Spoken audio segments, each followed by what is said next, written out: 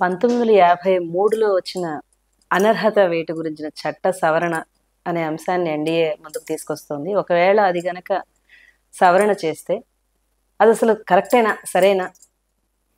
నాకు ఆ ప్రతిపాదనలను కూర్చుని విన్నా నాకు తెలియదు. ఓకే. 52వ రాజ్యాంగ సవరణ ద్వారా మనం 10వ షెడ్యూల్ తీసుకొచ్చాం 1985లో.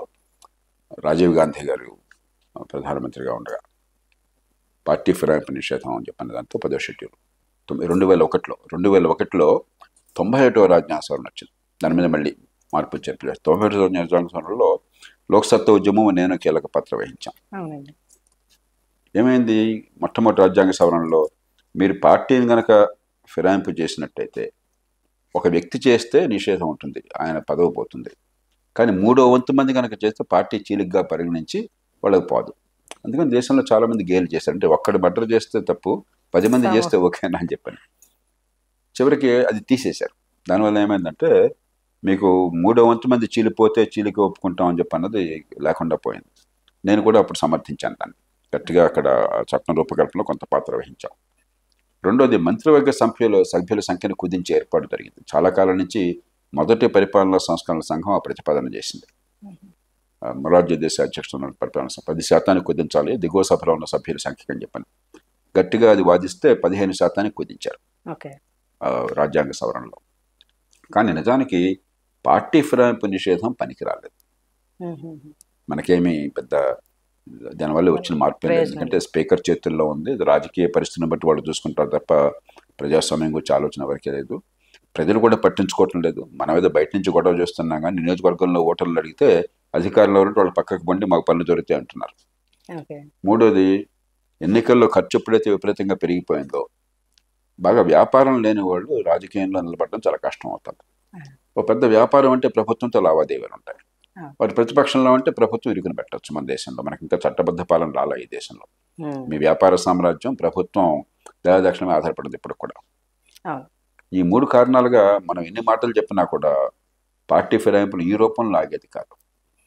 అది కాకుండా పార్టీ నాయకులు నిరంకుశత్వాన్ని చూపెడుతున్నారు. ఇప్పుడు పార్టీలు కొందరు వ్యక్తులు సొంత ఆస్తులు అయిపోయినాయి. ఆ పార్టీ నాయకులు సొంత ఆస్తులు అయిపోయినాయి. కాబట్టి వాళ్ళకి దాసులుగా ఉండాల్సిన అవసరమే ఉంది. అది అప్రజాస్వామికం అవుతుంది. కాబట్టి సమగ్రంగా లోతుగా రాజకీయ సంస్థల గురించి ఆలోచించి ఆ మార్పులు చేర్పులు చేయకుండా కేవలం పార్టీ ఫిరాయింపు అనేది చాలా ప్రమాదకరము, చాలా తప్పు, అనైతికమని వాదించినా కూడా ఉపయోగం లేదు. ఇక రెండో అనర్హత, ప్రజాప్రతినిధి చట్టంలో రాజ్యాంగంలో కూడా స్పష్టంగా ఏ అర్హతలు ఉన్నాయి, ఏ అర్హతలు లేవని నిర్దేశించారు. ఉదాహరణకు ఎన్నికల్లో పోటీ చేయాలని చెప్పంటే నేర చరిత్ర ఉన్నట్టయితే చేయకూడదు. ఒక కేసులో శిక్ష పడినట్టయితే ఆర్పీ యాక్ట్లో 8వ సెక్షన్లో దానిలో ఉంటుంది. అట్లాగే ఇన్సాల్వెంట్ అయితే మీరు పోటీ చేయకూడదు. దివాలా తీసినట్టయితే, ఇన్సాల్వెన్స్ పిటిషన్ పెట్టినట్టయితే చేయకూడదు. అలాగే మతి భ్రమణం ఉన్నట్టయితే మీరు చేయకూడదు. ఇట్లాగా కొన్ని స్పష్టమైనవి ఉన్నాయి. మరి ఇప్పుడేమైనా అదనంగా ప్రతిపాదనలు వస్తుందో నాకు తెలియదు. ప్రతిపాదనలు చూడకుండా మనం చెప్పలేం. ఇంకొక అనర్హత ఎక్కడ వచ్చిందంటే ఆఫీస్ ఆఫ్ ప్రాఫిట్ అన్నటువంటి ఒక కాన్సెప్ట్ ఉన్నది మనకి.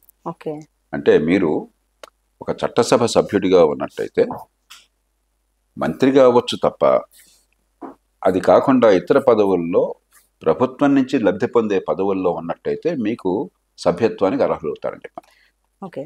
మీకు గుర్తుందో లేదో, సోనియా గాంధీ గారు మన నేషనల్ అడ్వైజరీ కౌన్సిల్ చైర్పర్సన్గా పదవిలో ఉన్నప్పుడు దీని మీద కేసు వేశారు. కేసు వేసి ఆవిడ ఆఫీస్ ఆఫ్ ప్రాఫిట్, ఇది ప్రభుత్వం నుంచి ఈ పదవి రూపంలో జీతం పొందుతున్నారు, ఇది అనర్హత వర్తిస్తుందని చెప్పని వాదించేసరికి ఆవిడ రాజీనామా చేసి మళ్ళీ ఎలక్షన్కి వెళ్ళారు. అప్పుడు ఏం చేస్తుంటారంటే రాష్ట్రాల్లో కానీ జాతీయ స్థాయిలో కానీ అడపాదడప వాళ్ళు చట్టం చేసి కొన్ని పదవుల్ని దీనికి మినహాయింపేస్తారు. ఉదాహరణ రాష్ట్రాల్లో కార్పొరేషన్ చైర్మన్లు మరి కొన్ని పదవులు, ఆ పదవుల్లో ఉన్నా కూడా అనర్హత వర్తించని చెప్పి వాళ్ళు ఇస్తుంటారు. అది రాష్ట్ర శాసనసభ్యులకు వర్తిస్తుంది, ఎమ్మెల్సీలకి. అలాగే జాతీయ స్థాయిలో పార్లమెంట్ సభ్యులు కూడా అలా చేస్తారు. సోనియా గాంధీ దగ్గర మళ్ళీ ఎన్నికల్లో నెగ్గిన తర్వాత, ఉప ఎన్నికల్లో నెగ్గిన తర్వాత మళ్ళీ ఎన్ఏసీ చైర్పర్సన్ అయినారు ఆమె. అయినప్పుడు ఈ అనర్హత వర్తించకుండా చట్టం చేసుకున్నారు. కాబట్టి ఇది కొత్త విషయం కాదు.